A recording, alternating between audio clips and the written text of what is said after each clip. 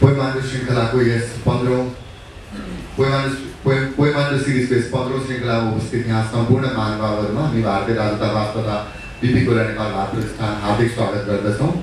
आज 15 महिना भइसक्यो हामीले पोइमान्डो श्रृङ्खला गर्न थालेको। हरेक महिना लाग्छ कि सायद कविहरू सकिनुहुन्छ कि भनेर। तर इन्ट्रेस्टिङ कुरा र हाम्रो लागि घमण्डको कुरा, हामीसँग प्रशस्त कवि हुनुहुन्छ काठमाडौँमा, नेपालमा। आज पनि यहाँ विराटनगर, झापा, जनकपुरबाट अनेक कविहरू आउनुभएको छ। तपाईहरुको यो पार्टिसिपेसन र तपाईहरुको हामीमाथिको विश्वासको लागि हामी कृतज्ञता गर्दै आजको यस पोइमान्डोको 15औं श्रृङ्खलालाई अगाडि बढाउन चाहदैछौँ। म यहाँ डायसमा आमन्त्रण गर्न चाहन्छु प्रोफेसर डाक्टर रामदयाल राकेशज्यू, former member National Human Rights Commission and former member of Nepal Academy। साथसाथै म डायसमा आमन्त्रण गर्न चाहन्छु professor Mohan Prasad लोहनीज्यूलाई,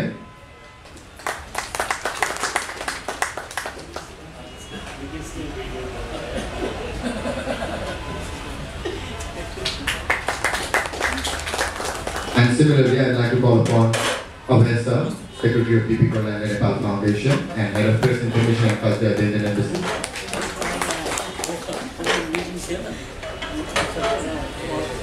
Thank you sir। म यहाँ अब अगाडि छोटो रिमार्कको लागि हाम्रो रेगुलर अडियन्स पनि हुनुभएको छ।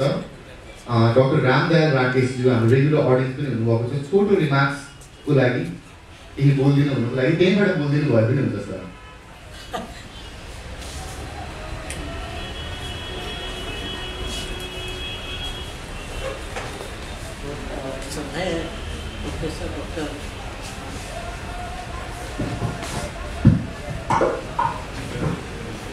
श्रद्धेय प्रोफेसर डॉक्टर मोहन प्रसाद लोहानी जी,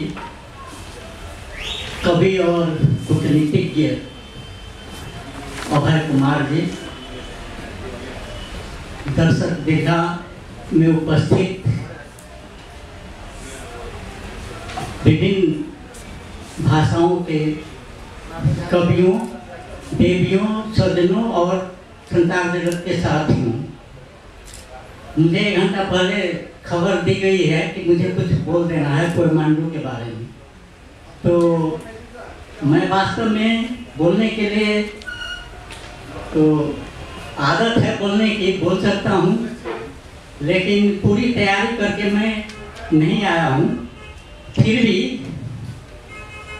नेपाल में सर्वाधिक लोकप्रिय कवि हरिवंश राय बच्चन ने कहा है कि बीत गई सो बात गई, टूटे हुए तारों पर कबंबर शोक मनाता है।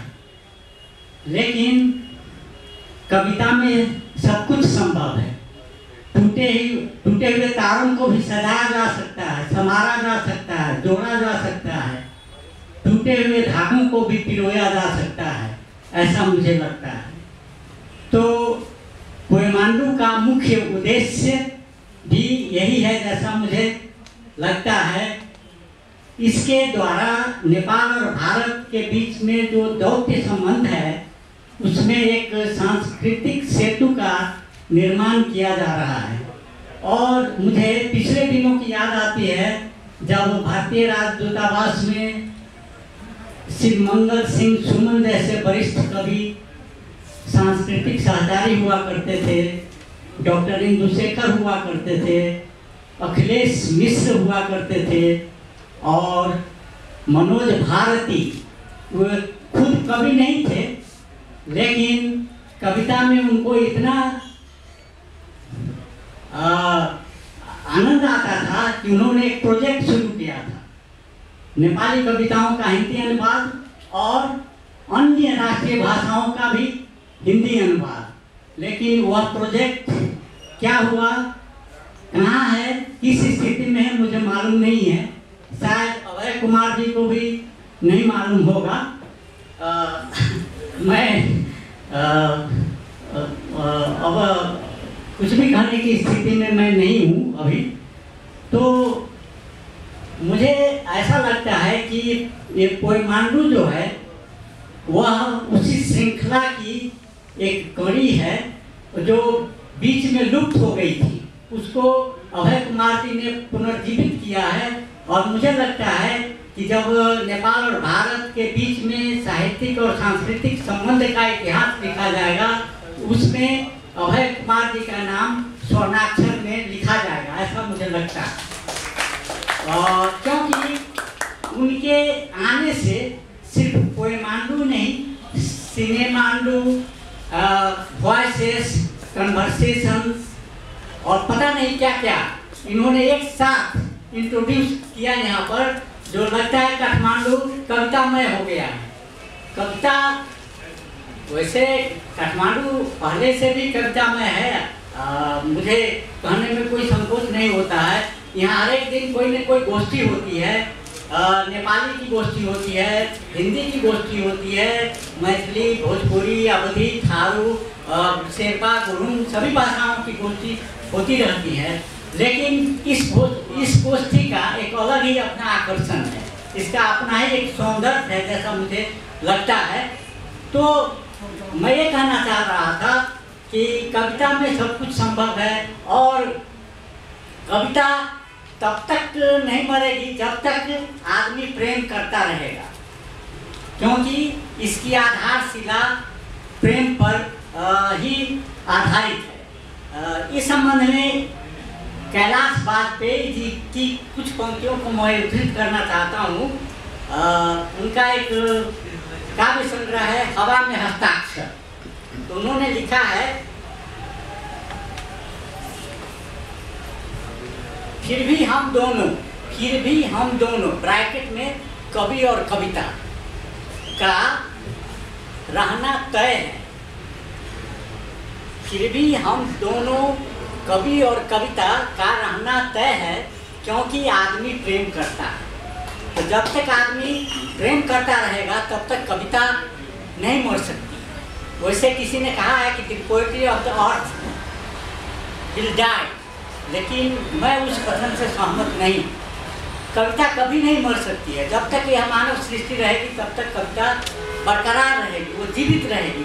कोई शक्ति कविता को नहीं मार सकती है, ऐसा मुझे लगता है। फिर मैं एक और विद्वान के कथन को उद्धृत करना चाहता हूँ। उसने क्या कहा है, मैं उस विद्वान का नाम तो मुझे याद नहीं आ रहा, उसने क्या कहा है, everybody is a poet when he और सी इज इन लव। हर एक आदमी कवि है जब वह प्रेम में होता है, वह स्त्री हो या पुरुष हो, लिंग भेद की बात नहीं है।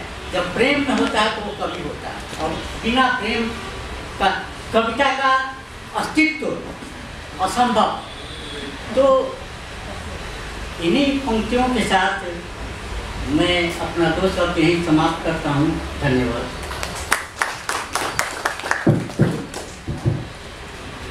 धेरै धेरै धन्यवाद डाक्टर रामदयाल राकेशजी। छोटो समयमा हामीले तपाईँलाई विनम्र अनुरोध गर्दाखेरि तपाईँले यति राम्रो हौसला हामीलाई प्रदान गरिदिनु भयो। कार्यक्रमलाई अगाडि बढाउन चाहन्छु।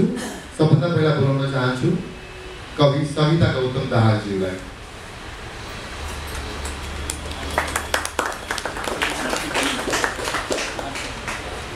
साहित्यलाई माया गर्न कन्जुसिया नगरिकन एक जोरदार ताली बजाइदिनुहोस् न कविता गौतम दाहालज्यू।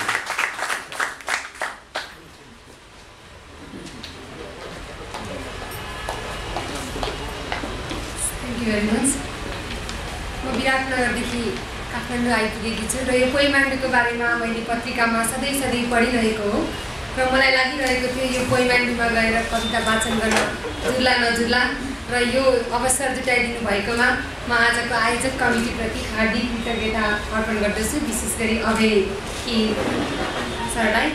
उहाँले यो अवसर जुटाइदिनु भएको छ मलाई, र म एउटा कविता वाचन गर्न गइरहेकी छु। यसको शीर्षक मैले राखेकी छु फोटो।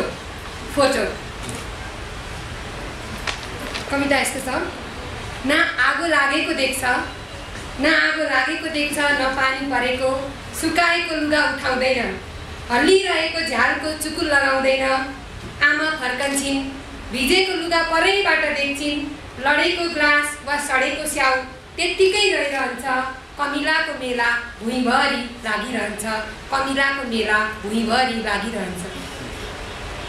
न मन चल्छ न तन अचम्मको अहिल्या स्थिरता, आफू आफ्नै पतिले दिएको श्राप झैँ मूर्तिवर यी उपस्थिति घर घरमा व्यापक छन्, घर घरमा व्यापक छन्। गृह कार्य लामो प्रतीक्षामा पर्खिरहन्छ, दूध डढेर छिमेकी आइपुग्छ, सानो बच्चा भोकले रोइरहन्छ, भान्सामा काम खित्का छोडेर हाँसिरहन्छ, फोहोर लाने गाडीको मान्छे ढोका ढकढकाइरहन्छ, कान आँखा नाक सबै फोटामा परिणत छन्, कान आँखा नाक सबै फोटामा परिणत छन्, कुनै हलचल छैन, खटपट छैन, कुनै हलचल छैन, खटपट छैन। न चोर पसेको चाल पाउँछ, न ताला फोडेको, दिउँसै सिरी खुरी सकिँदा पनि चटपटाउँदैनन् यी विद्युत प्रेमी, चटपटाउँदैनन् यी विद्युत प्रेमी, महान मानव मूर्ति, महान मानव मूर्ति। आवाज उसलाई छेडेर निस्कन्छ, आवाज उसलाई छेडेर निस्कन्छ, भित्तामा ठोकिन्छ, न बितेको आवाज सुन्छ, न बगेको। बत्ती बलिरहन्छ, पंखा चलिरहन्छ, रित्तो कोठामा, बत्ती बलिरहन्छ, पंखा चलिरहन्छ, रित्तो कोठामा, हर साँझ हर बिदा बैठकमा जमेका यी पोटेन्सियल भोटा, यी पोटेन्सियल भोटा। धन्यवाद। धेरै धेरै धन्यवाद कवि सविता गौतम दाहालज्यूलाई, र विशेष धन्यवाद हाम्रो कार्यक्रमको लागि आज विराट गरेर आउनु भयो। म यसै गरी बोल्न चाहन्छु कवि देवेन्द्र प्रेमाज्यूलाई। उहाँ आइपुग्नु भएको छैन भने म यहाँ बोल्न चाहन्छु कवि निर्मल कुमार रिमाललाई।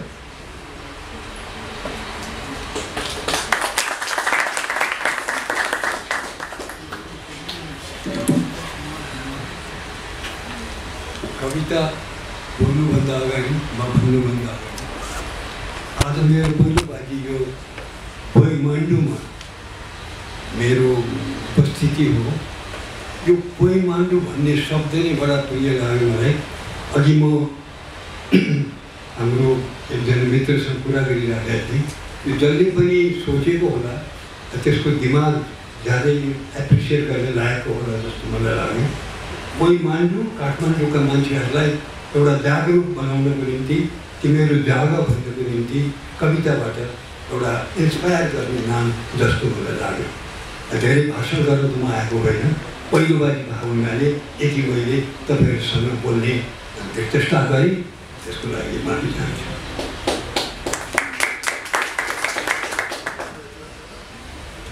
मैले आज कविता हाम्रो एकजना मित्रको आग्रहबाट हिन्दीमा कविता लेखेको छु। म हिन्दीमा पनि निकै कविता लेख्छु, नेपालीमा पनि लेख्छु, अङ्ग्रेजीमा पनि लेख्छु।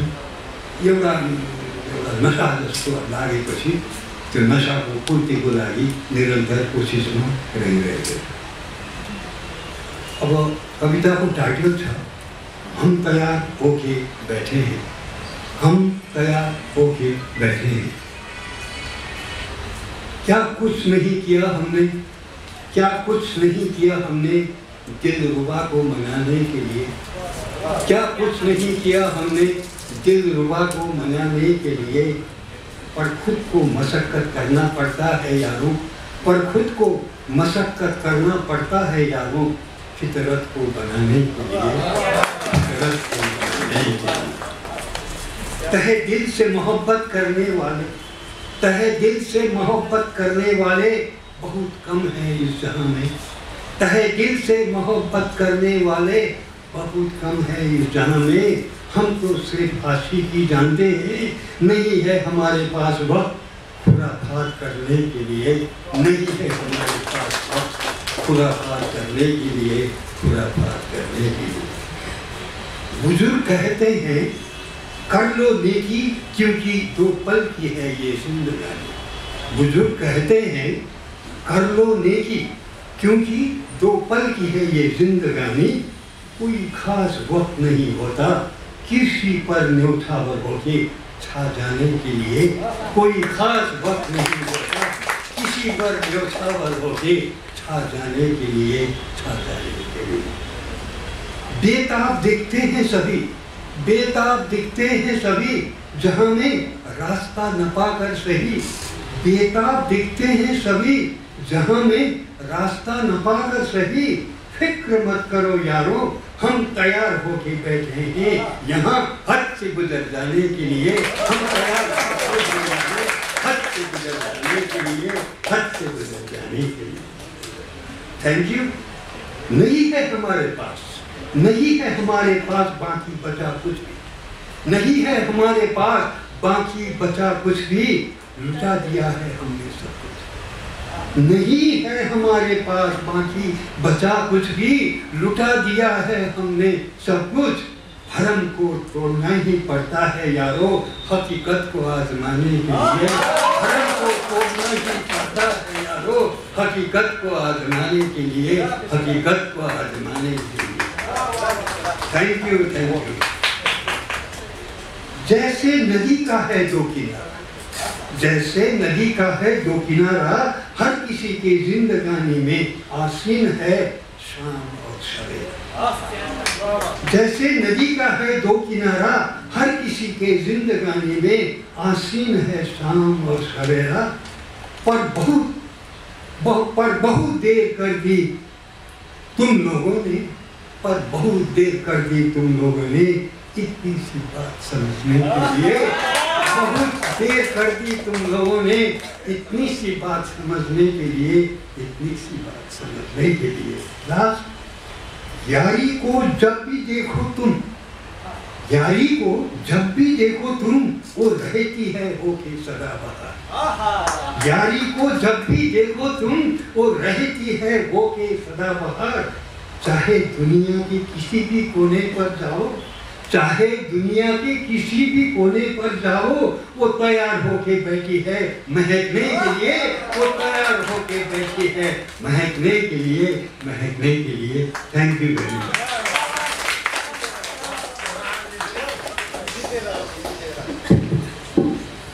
पक्कै पनि जसरी भावनाको सीमा हुँदैन भनिन्छ, त्यसरी नै साहित्य वा भाषाको बन्देज हुँदैन। यसको ज्वलन्त उदाहरण यति मिठो गजल प्रकारमा कवि निर्मल कुमारी माझीले सुनाएर जानुभयो। अब म यहाँ बोलाउन चाहन्छु कवि रानी मल्लज्यूलाई। यदि कवि रानी मल्लज्यू आइपुग्नु भएको छैन भने म यहाँ बोलाउन चाहन्छु कवि उदय चन्द्र दासज्यूलाई।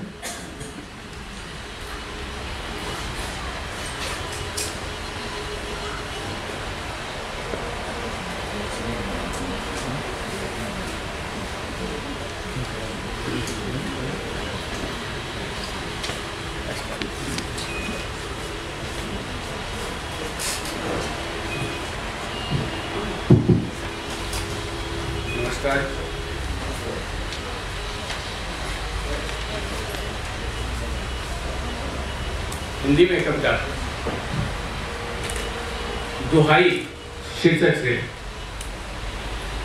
अब आदमी बदलकर इंसान हो गए हैं, अब आदमी बदलकर इंसान हो गए हैं, मंदिर में जाके पत्थर भगवान हो गए। बहुरूपीय बने, बहुरूपीय बने जो करते हैं देश सेवा, अपनी तिजोरी भरकर बेईमान हो गए। अन्याय करने वाले अदालत में हैं अकड़ते, अन्याय करने वाले अदालत में हैं अकड़ते, कुर्सी पर बैठे न्यायी बेजुबान हो गए। लुटती है दिन दहाड़े, लुटती है दिन दहाड़े बहु बेटियों की इज्जत, सामने बैठे सिपाही नमक हराम हो गए। जग में है उनका दर्जा, जग में है उनका दर्जा भगवान के बराबर, रोगी की जान लेवे हैवान हो गए। भगवान से भी ऊपर, भगवान से भी ऊपर महिमा है शिक्षकों की, शिष्यों का करके शोषण बदनाम हो गए। पूजन विविध कराते, पूजन विविध कराते दफ्तर में कर्मचारी, ठेसी है कि वे सरकारी मेहमान हो गए।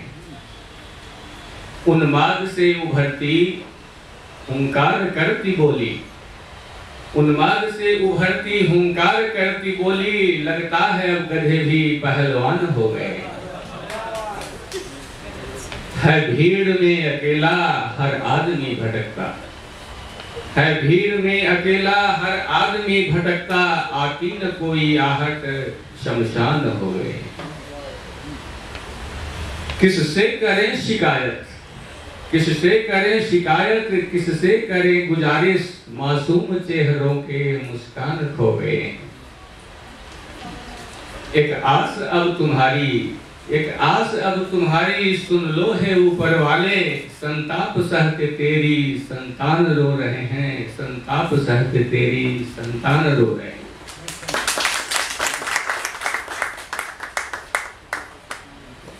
धन्यवाद कवि उदय चन्द्र दासज्यू। और म यहाँ बोलाउन चाहन्छु कवि मोहन प्रसाद लोहनीज्यूलाई।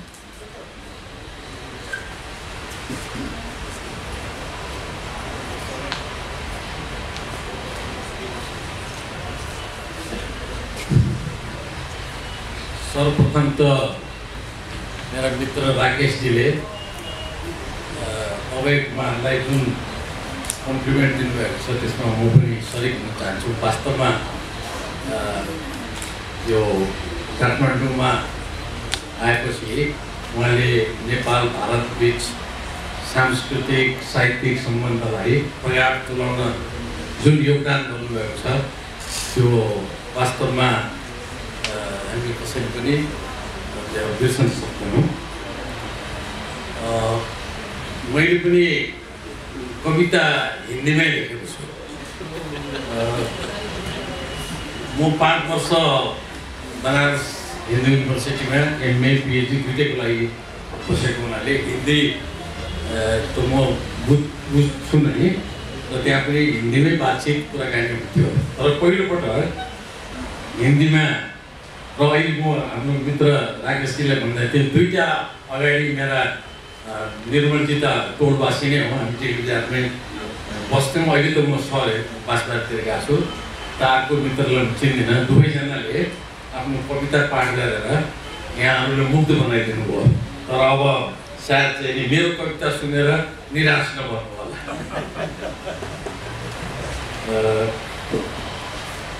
मेरो कविताको शीर्षक छ धन्य हो माँ।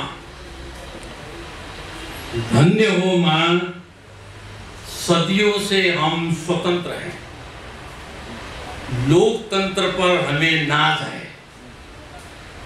परंतु ये दुर्बल है, अस्थिर है, अव्यवस्थित है। माँ तूने सब कुछ दिया, लेकिन मोदी जैसा बेटा नहीं दिया।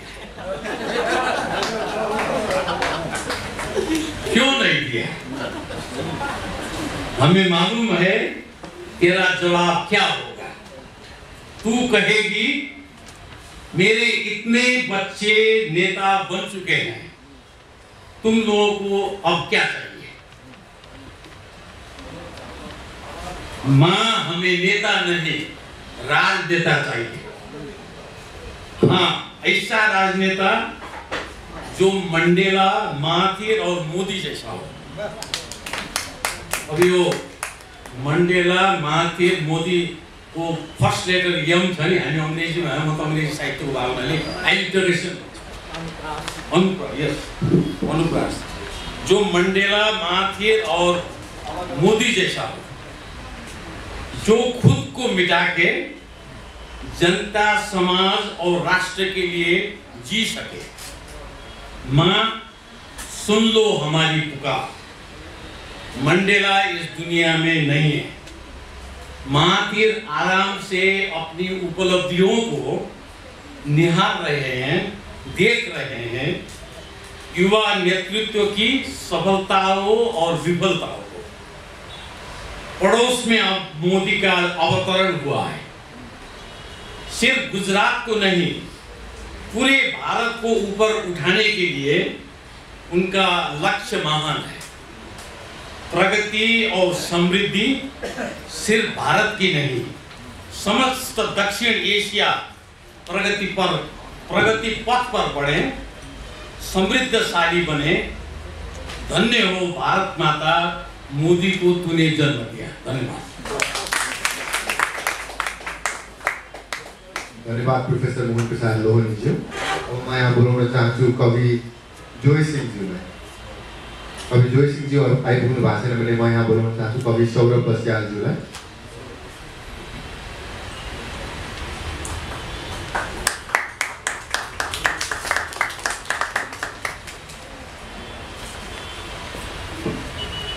First of all, I would like to express my gratitude to Nepal Bharat Foundation and MSC and this library for providing such a wonderful opportunity and platform to me. My poem is entitled Colorless Lunatic. I am a colorless lunatic and I live in a colorful world where the echoes of endless cries are colorless and the euphoria, a foul euphoria, is decorated in different shapes. The mosaic of fragmented inks are very cruel and brutal to me. It is full enough to fool the fallacy, but not true enough to cheat the truth. In my world where I am imprisoned, fiction is less fiction and reality is more exaggerated. So what is fiction? A reality which is exaggerated, and what is reality? A fiction which is not exaggerated. The answer is rhetorical and the question is ironical. Perhaps the meaning of our life lies in the mystery of this universe, or perhaps the mystery of this universe lies in the meaning of our life. Perhaps the answer is complex metaphor and the interpretation is subjective. In my world, the ancient art of deception, the cultural practice of corruption, the psychological principle of repression, and the inherited disease of transgression, all are executed before dawn, and all are abandoned before twilight. Being a despised lunatic, I am a sane witness of this yuga, and I can narrate every account and epoch, and my triumph is momentary, and my foe is invincible. My defeat comes in different shades of color. The illustration of color seems futile. The interpretation seems absurd. After all, I am a colorless lunatic. Thank you. धन्यवाद कवि सौरभ बस्यालज्यूलाई। कार्यक्रमलाई अगाडि बढाउँदै म यहाँ कवि खुशेन्द्र निरौलाजीलाई अगाडि बढाउन चाहन्छु।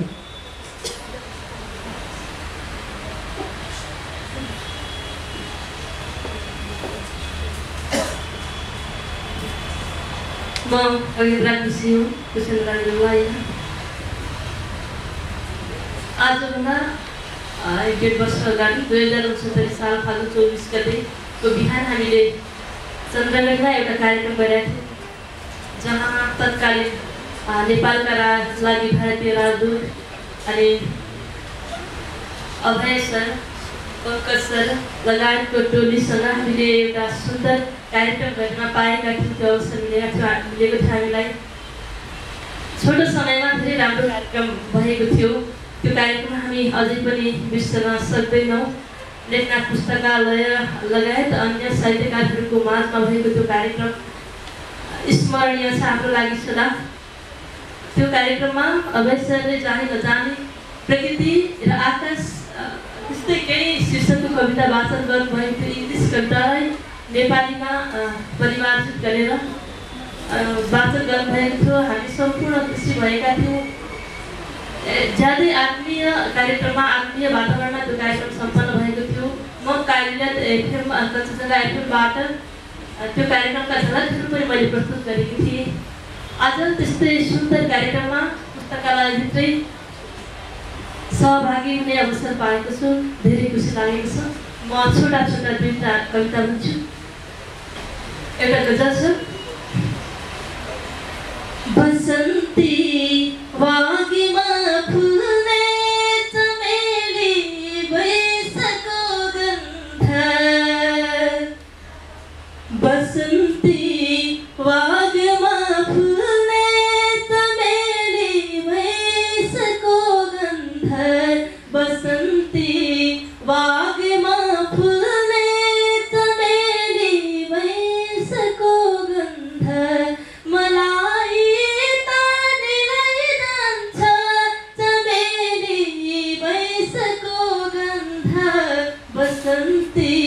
वागीमा फुल्ने चमेली वैशाखको गन्ध, बिहानी याम झैँ लाग्ने बिहानी याम झै लाग्ने सुहानी सात स्निग्ध बिहानी याम झै लाग्ने सुहानी सात स्निग्ध परन्तु पार्छौ ताउलो चमेली भैँसको गन्ध मलाई तानी लैजान्छ चमेली भैँसको गन्ध नदेखिने नभेटिने नदेखिने नभेटिने अदृश्य रूपको अङ्ग नदेखिने नभेटिने अदृश्य रूपको अङ्ग सधैँ छोइरहँ लाग्ने चमेली भैँसको गन्ध पराई लाग्छ संसारै पराई लाग्छ संसारै व्यथा पोखिलो कहाँ मैले पराई लाग्छ संसारै व्यथा पोखिलो कहाँ मैले सकिनी हो भने जान्छ चमेली भैँसको गन्ध मलाई तानी लैजान्छ चमेली भैँसको गन्ध वसन्ती वागमा फुल्ने चमेली भैँसको गन्ध। धन्यवाद। अर्को एउटा छ आमा सम्बन्धी छ। आमा सम्बन्धी कविता वाचन गर्दा मात्रै मलाई खुवा उठ्न जस्तो लाग्छ। छोटो छ। आमाहरूको पाठेघर फालिएपछि मेरो आमाको पनि पाठेघर फालिएको छ र आमाको पाठेघर फालिएपछि म भित्र आएको एउटा भावनालाई मैले यस कवितामा लगाएको छु, जोडेको छु। 2 पद्य कविता छ। साधु दुर्बी छन्दमा म वाचन गर्छु। यो अस्तित्व सुरु नभइकन हिजो यो अस्तित्व सुरु नभइकन हिजो मैले बसेको स्थल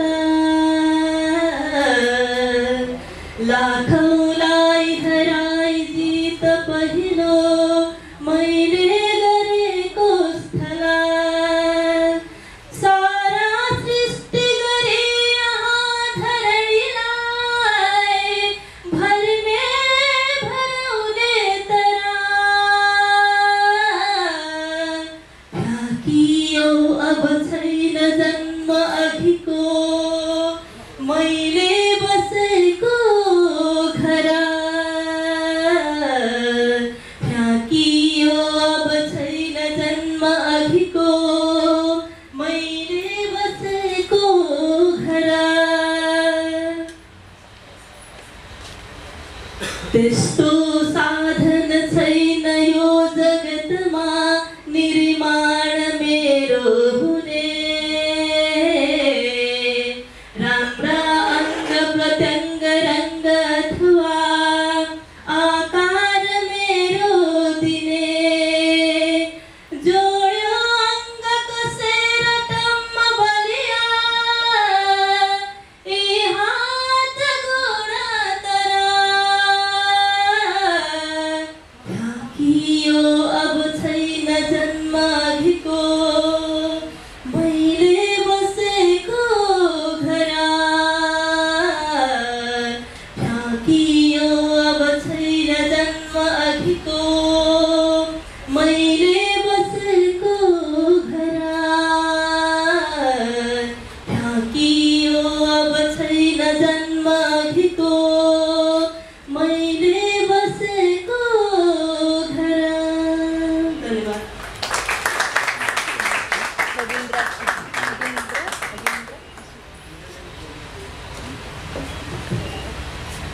धन्यवाद कवि कविन्द्र खुसीज्यू। निकै नै सुमधुर आवाजमा आफ्नो प्रस्तुति दिएर जानुभयो। म यहाँ अब बोलाउन चाहन्छु कवि मनिषा सिन्हाज्यूलाई। हामीहरू सुस्तायौँ नि। धन्यवाद। नमस्कार।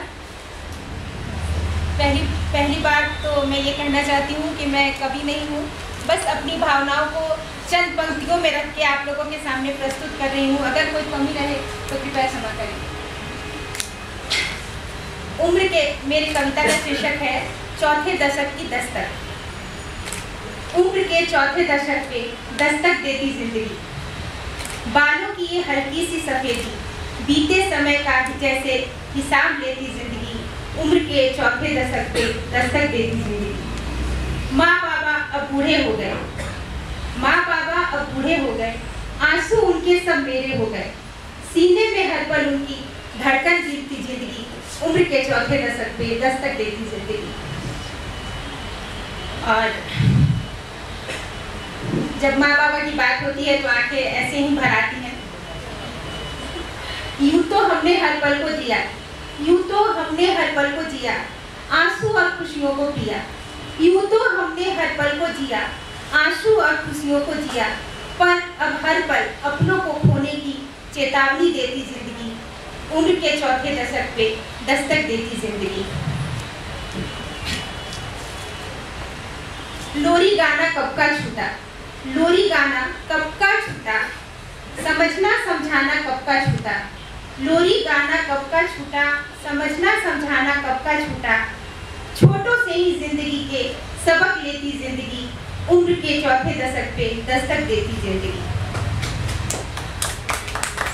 अपने ख्वाब न जाने कहाँ खो गए, सारे अपने भीड़ में घूम गए।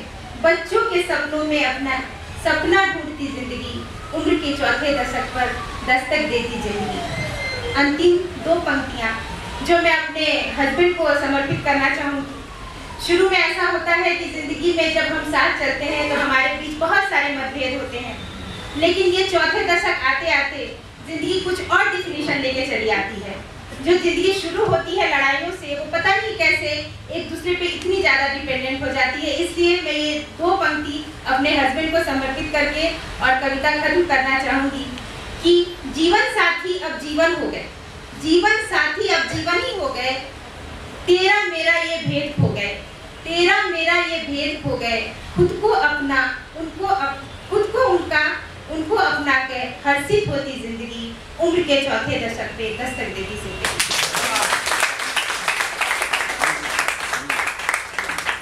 धेरै धेरै धन्यवाद कवि मनिषा सिन्हाज्यू। उहाँको श्रीमान जसको लागि उहाँले डेडिकेट गर्नुभएको थियो अन्तिम दुई पंक्ति, उहाँ पनि हामी माझै हुनुहुन्छ। एकचोटि सबैलाई देखाइदिनुहोस् न तपाईँ को हुनुहुन्छ, कसको लागि भनिदिनु भएको थियो भनेर।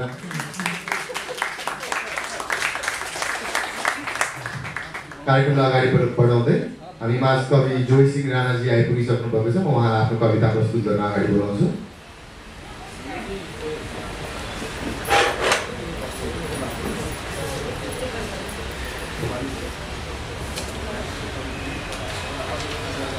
Good afternoon, everyone. The title of my poem is Retribution, and it goes like this.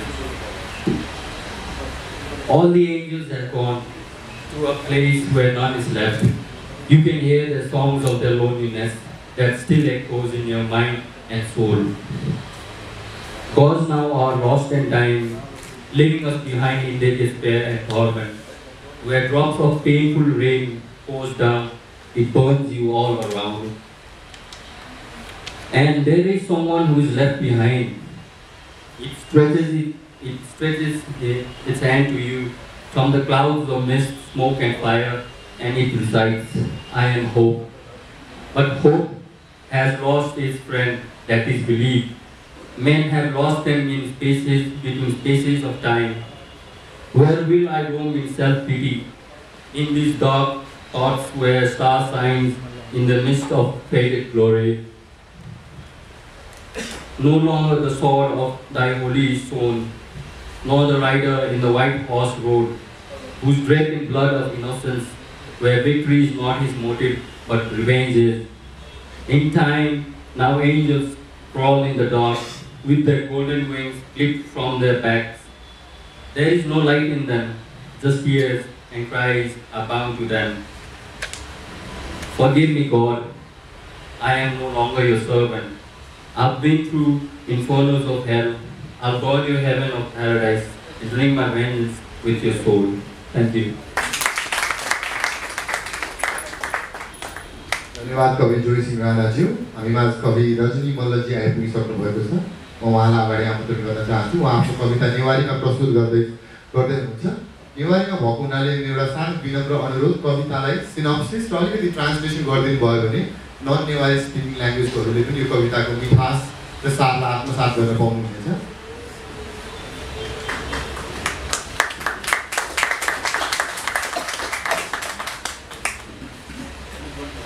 जोजलोपा Nepal भाषामा ग्रिटिङ हो यो। नमस्कार, अभिवादन छ। मैले नेवार कुलमा जन्म लिएँ र नेवार भाषाबाटै पढ्न सिकेँ र लेख्न पनि सिकेँ सायद। त्यसैको उपज आज नेपाल भाषामा यहाँहरूसँग चाहिँ कविता पढ्न पाउँदा साह्रै खुसी लागेको छ। उफ थो पिर, उफ यो पिर मेरो कविताको शीर्षक। म पहिला कविता पढ्छु, त्यसपछि यसको अलिकति सिनोप्सिस भन्छु। म रजनी मल्ल होइन, रजनी मिलाम। इल नो ठेका चिम्सपट्टि बिराउनेको थोपी। इल नो ठेका पिर चिम्सपट्टि बिराउनेको गुली कामा गुली चीमा, गुली कामा गुली चीमा, गुली चुलितिर होइछ न गुली बुझे भएको छ। गुली कामा गुली चीमा, गुली चुलितिर होइछ न गुली बुझे भएको छ। जा उल्हे खयानो, जा उल्हे खयानो पीर या रूप बिस्कम। जा उल्हे खयानो पीर या रूप बिस्कम। चिम्स दक्क वहे खयानो छपु छपु चिम्सम खोबिया चंगुजुको जिन्दगी या पीर बिस्कम। बिस्कम फरक। चिम्स दक्क वहे खयानो छपु छपु चिम्सम खोबिया चंगुजुको जिन्दगी या पीर बिस्कम। इलाउंगु इलसे, इलाउंगु इलसे थगु रूप हिला हिला पीर। इलाउंगु इलसे थगु रूप हिला हिला पीर। सुतबनी मदासे जुगे जीवने होया दिन जमे। गना चंगु मिठे, गना चंगु मिठे चानी, गना चंगु मिठे चानी। हिसे हिसे चंग पीर नुग छोया चंगु गोटु मम यतायत शत्रु तलवार छाती तंका। गोटु मम यतायत शत्रु तलवार छाती तंका। ख्याचो बिते कट्टाक किया चंगु पीर। पीर इथे खयान, पीर इथे खयान तक्को छवे जिया जुगु जिंदगी भरे थुक्ता यकया चंगु मस्यो पीर नापया युद्धे। मस्यो पीर नापया युद्धे जिगोतु मोहनले कि गजबु रूप काइते हैं। मस्यो जिगोतु मोहनले कि गजबु रूप काइते हैं। पीरलाई जिन्दगीमा पीर यति रूपले प्रस्तुत भइदिन्छ या भनौँ पीर विविध भए तापनि एउटै भएर मेरो जिन्दगीमा यसरी यसले पियर्सिङ गरिरहेको छ कि ढलिसकेको योद्धालाई शत्रुले तलवार उसको छातीमा रोपेर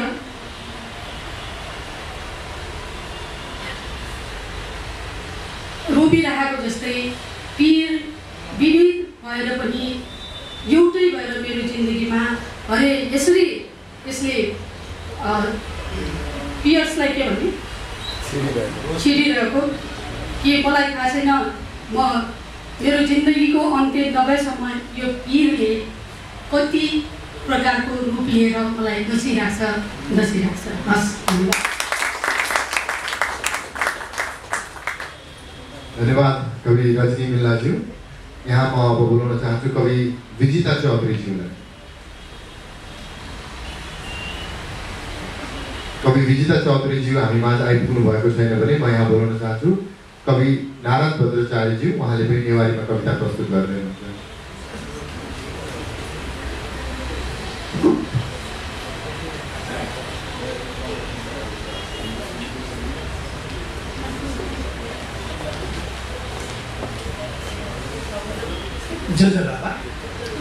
पाठ गर्छु। कविताको शीर्षक छ डोरम्याट। 15 महिनापछि दोस्रो पटक पोइमान्डोमा आइरहेको छु, खुसी लागेको छ। र यो डोरम्याट शीर्षकैबाट हामीले बुझ्छौँ माथि माथि गएकाहरूले हामीलाई कसरी युज गरेर आज माथि माथि गइरहेका छन्। हामी जनताहरू, हामी नेपालीहरू कसरी हामीलाई चाहिँ पुछेर गइरहेको छ। हामी आफैले भोगिरहेका छौँ। त्यही भोगाइ, सबैको पीडा, सबैको दुःखलाई नै मैले यो कवितामा अभिव्यक्त गर्न खोजेको छु। अहो अहो गो जिके जिगुजी, अहो गो जिके जिगुजी, जिगुजी जिके चोङ्गु जिगुजी, जिगुजी जिके चोङ्गु जिगुजी, जिहे वा मचाएका, जिहे वा मचाएका, नाई कलुट्या नाई के ढुङ्गला, नाई कलुट्या नाई के ढुङ्गला, अहो गो जिके जिगुजी, खाना खाना जिगु मुयागु खङ्गो, जिगु मुयागु व्याकरण, खाना जिगु मुयागु खङ्गो, जिगु मुयागु व्याकरण, डक्को सबको जिके मराय ढुङ्गला, डक्को सबको जिके मराय ढुङ्गला, जीवन या उत्तरार्ध है वो या बल्ल वाचाला, जीवन या उत्तरार्ध है वो या बल्ल वाचाला, अहो जिताला, अहो जिताला, डोरम्याट याना टाउजिया जना, मात्र डोरम्याट याना टाउजिया जना, डोरम्याट सुराय। धन्यवाद कविनाल बजुचार्यज्यू। एउटा तितो यथार्थ भन्न चाहनुभयो कि हामीहरू धेरैजना डोरम्याट भइरहेका छौँ अहिले। कविताको साथ त्यसैमा थियो। अब म यहाँ बोलाउन चाहन्छु कवि चन्द्रकान्तज्यूलाई। उहाँले आफ्नो कविता हिन्दीमा प्रस्तुत गरिदिनु।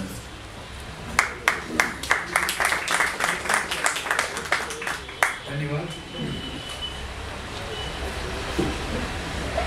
अभी आप लोगों ने बहुत अच्छे अच्छे स्वस्थ कवियों की कविताएं सुनी। एक बहुत ही कमजोर कवि आपके सामने है। क्योंकि जब मैं साहित्य की नर्सरी में पढ़ रहा था, मैंने आंखें खोल ली फिल्म के स्कूल में, साहित्य पीछे ही छूट गया। 15 वर्ष बाद मैं कहीं कविता पढ़ रहा हूँ अपने आप के अलावा। और अचानक मेरी मुलाकात अभय जी से हुई और ये फिल्म के बारे में जानते तो थे लेकिन कम देखते थे। तो हम लोगों में एक षड्यंत्र सा हुआ कि आप मुझे थोड़ी सी फिल्म के बारे में बताइए। तो मैंने कहा आप मुझे कविता बताइए। तो मैंने कहा फिल्म तो मैं आपको बता दूंगा लेकिन आप मुझे कविता बता पाएंगे क्या? मैंने कहा ये तो आपकी बुद्धि पर निर्भर करता है, कभी लोग ऐसे खुद बनते हैं, ऐसे नहीं बन जाते। मैंने कहा चलिए बहरहाल मैं फिल्म ये करता हूँ। तो 15 वर्षों के बाद पढ़ रहा हूँ कविता। ट्रैक रिकॉर्ड देखते हुए अगली कविता 2027 या पता नहीं 29 में पढ़ूंगा। ये कविता का शीर्षक, कविता की शीर्षक एक दिन। फिल्म के कारण मेरी हिज्जे ख़राब हो गए हैं, मेरा व्याकरण भी ख़राब हो गया है। हम लोग विजुअल एज में रहते हैं जहाँ मोबाइल से फ़ोटो खींचते हैं, खुद एडिट करते हैं, तो आप लोग उसको सुधार भी लीजिएगा। और हम लोग सभी इस ख्याल में जीते हैं कि एक दिन सब कुछ ठीक हो जाएगा। और औरतें इस ख्याल में कुछ ज़्यादा ही जीती हैं क्योंकि उन्होंने ज़्यादा दुख देखा है, ज़्यादा ये और वो आशावान होती हैं। एक दिन सब कुछ बदल जाएगा। मेरे केस जिन्हें मैं बिखेरना चाहती हूँ किंतु वो फिर खुद लूट कर गुमसुम हो चुपचाप इकट्ठे हो जाते हैं। एक दिन सब कुछ बदल जाएगा। मेरे केस जिन्हें मैं बिखेरना चाहती हूँ किंतु वो फिर लूट कर गुमसुम हो चुपचाप इकट्ठे हो जाते हैं। जैसे बिन माँ के बच्चे देते हैं एक दूसरे को सहारा, जैसे बिन माँ के बच्चे देते हैं एक दूसरे को सहारा। एक दिन घर से बाहर निकलते ही बेरुखी हवा, एक दिन घर से बाहर निकलते ही बेरुखी हवा, जिन्हें मैं अब तक उलाहना देती आई हूँ, जिन्हें मैं अब तक उलाहना देती आई हूँ, अपनी नमी बढ़ाते हुए मुझे बाहों में लेगी और उसके गंध को मैं महसूस कर पाऊंगी अंतरतम तक, और उसके गंध को मैं महसूस कर पाऊंगी अंतरतम तक। एक दिन जान पाऊंगी क्यों होती है जिज्ञासाएं इतनी जानलेवा। एक दिन जान पाऊंगी जिज्ञासाएं क्यों होती इतनी जानलेवा। भीड़ में अकेले होने का सबब कारण, भीड़ में अकेले होने का सबब और अकेले में उमड़ती हुई भीड़ से बेतरतीब नैराश्य, और अकेले में उमड़ती हुई भीड़ से बेतरतीब नैराश्य। जान पाऊंगी क्यों जानना इतना दुष्कर है, जान पाऊंगी क्यों जानना इतना दुष्कर है। नपे तुले कदमों और दोनों बाहें फैलाकर अंगड़ाई लेने से ज्यादा सम्मोहक है। नपे तुले कदमों और दोनों बाहें फैलाकर अंगड़ाई लेने से ज्यादा सम्मोहक है। निरभ्र आकाश में जोखिम युक्त उड़ान, निरभ्र आकाश में जोखिम युक्त उड़ान, जहां मेरे पंखों के झुलकने की आशंका निराधार नहीं है, जहां मेरे पंखों की झुलसने की आशंका निराधार नहीं है। एक दिन चाहती हूँ अपने दोनों पंखों में झुलसने की आशंकाओं को भरपूर भरकर उदात नभ में उड़ना, उदात नभ में उड़ना। धन्यवाद। धन्यवाद कवि चन्द्रकान्तजी। तपाईँले भन्नुभयो कि तपाईँको ट्र्याक रेकर्डले सायद अब 2027मा मात्र रिसाइड गर्नुहुन्छ भनेर हामी त्यसलाई कम्प्लिमेन्टको रूपमा पनि लिन्छौँ र आशा गर्छौँ पोइमान्डु 2027मा अझ ठुलो भएर तपाईँलाई विशेष अतिथिको रूपमा बोलाउन सकौँ। कार्यक्रमलाई अगाडि बढाउँदै म यहाँ कवि अनुज घिमिरेजीलाई बोलाउन चाहन्छु। कवि Anuj घिमिरेजी। Hello everyone. I have 2 poems here to recite. First poem is in English, Standing in the Rain. Please everyone, please suppose there is a virtual character here. Okay, there is a girl. I first saw her standing in the pouring down rain. Something had happened as she was crying from pain. Not the usual pain of the physical kind, but the pain that was not seen but not have to cry. I felt a deep sorrow coming from within, that desperate feeling of nothing to win. Life had not only seemed to pass her by, but knocked her down. It seemed on every try. Now she cried alone in the pouring down rain, feeling that for her in her life there is nothing to gain. Yes, just only yesterday her mother had died, but that was not the only reason she now just cried and cried. The man she thought would love restored her life, now left her, ran off without her to make another his wife. For 8 months she had carried her lover's precious child, but he selfishly left her and her hardships upon her pile. He said he had no love for his unborn son. Thinking only of himself, he decided to run, leaving her behind alone to take the painful fall, with nobody at all, yes, leaving her behind. She could not handle all this as she only just turned 21. Yes, her life as an adult had just barely begun. So now she stands alone in the pouring down rain, wondering why to her and her child life was so unfair, so insane. Then she stepped onto the track's edge, just as I saw the speeding train. I ran quickly towards her, but was slowed down by pouring down rain. Then suddenly it was all over now, boom. And she no longer felt that terrible pain. Yes, she and her unborn child lost their lives that night, standing in the rain. Thank you. अर्को point चाहिँ यो नेपालीमा छ। मेरो ईश्वर मरेको छैन। यो चाहिँ जस्ट धेरै भएको देखेको छैन हैन। अनि अलिकति सच्याउँदा बाटोमा आउँदैछ हेरे थिएँ, अलिअलि सच्याएको थिएँ हैन। अलिकति गल्ती भयो, माफ गरिदिनु होला। मेरो ईश्वर मरेको छैन, ऊ केवल मौन छ। उसले सूर्यहरू र समुद्रहरू बनाइसक्यो, जङ्गल र हरिणहरू पनि, अनि चराहरू र मौरीहरू पनि। अब ऊ आकाशे पुल र सहरहरू बनाउँदैछ, जीवन धान्ने यन्त्र र च्याउ जस्ता बादल बनाउँदैछ। अब ऊ जिउँदो लास बनाउँदैछ, रोगहरू बनाउँदैछ। यी सबै पछि पनि ऊ केवल एउटा अलौकिक शक्ति हो। करोडौं गाडी र अरबौं ताराहरूको निर्माता हो, अनि शेक्सपियर र हिटलर र बुद्धको पनि निर्माता हो। ऊ पापीको पनि निर्माता हो, परमात्माको पनि। ऊ गुलाबको पनि निर्माता हो, अनि गुलाबको काँडाको पनि। ऊ मानव व्यवहारको पनि निर्माता हो, तर पनि अझै ऊ निर्माण गरिरहेछ, गरिब पनि निर्माण गरिरहेछ, धनी पनि निर्माण गरिरहेछ, दुर्बलको पनि निर्माण गरिरहेछ, बलवानको पनि निर्माण गरिरहेछ, अझै चम्किने ताराको पनि निर्माण गर्छ, हामीले नदेख्ने ताराहरूको पनि निर्माण गरिरहेको होला। म कहिलेकाहीँ उसलाई सोध्छु, किन मलाई बनाइस्? वाइ? किन मान्छेलाई आफ्नै जीवन यति प्यारो गराइस्? किन मान्छेलाई बलवान र सँगै दुर्बल पनि बनाइस्? अनि किन मान्छेलाई पागल अनि सँगै बुद्धिमान पनि बनाइस्? किन म रिसाएको बेला धेरै बलवान हुन्छु? किन मलाई रिसाएको बेला धेरै बलवान हुने बनाइस्? म यी प्रश्नहरू आफैलाई सोध्छु, आफै भित्र राख्दछु। मलाई थाहा छ मेरो ढोकामा कोही ईश्वर टपकाउने छैन यी सब प्रश्नहरूको जवाफ लिएर, किनकि मलाई थाहा छ मेरो ईश्वर मरेको छैन। ऊ जवाफ दिँदैन, ऊ मौन छ तर ऊ मरेको छैन, किनकि कहिलेकाहीँ ईश्वर मलाई दलाल बनाएर कसम खान्छ कि ऊ त्यही मौनतामा बस्छ अझै पनि। Thank you.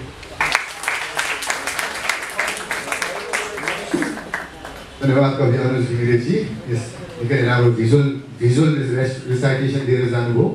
म कार्यक्रमलाई अगाडि बढाउँदै यहाँ बोलाउन चाहन्छु कवि पवित्र घिमिरेज्यूलाई।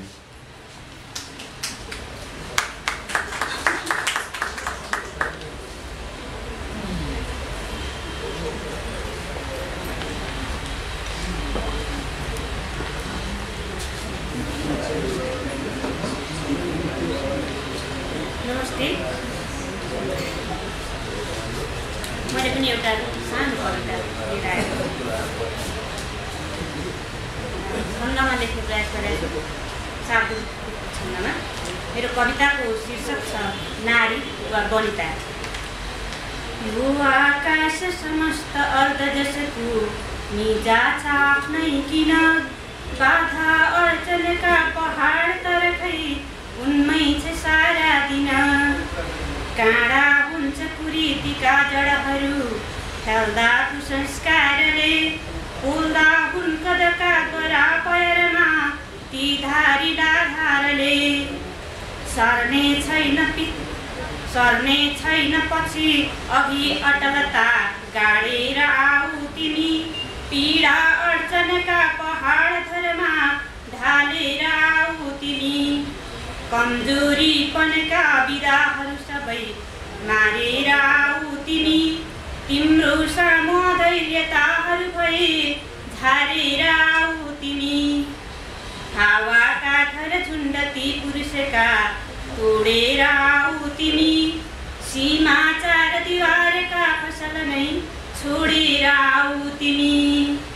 प्यारो देश सजाउने युगको कथा गोडेर आऊ तिमी, काँधमा काँध मिलाउँदै नवधरा जोडेर आऊ तिमी। साधा पेपर हौ भने यदि तिमी त्यो संविधानै बन, रेखाको र विकासका यसमा खाता तिमी नै बन।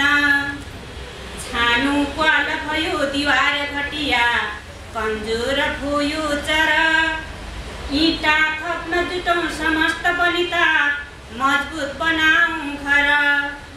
इँटा थप्न जुटौँ समस्त वनिता मजबुत बनाऊ घर। धन्यवाद। धन्यवाद कवि पवित्र घिमिरेजी। यसै गरी म यहाँ बोलाउन चाहन्छु कवि सुदन कुशाजीलाई।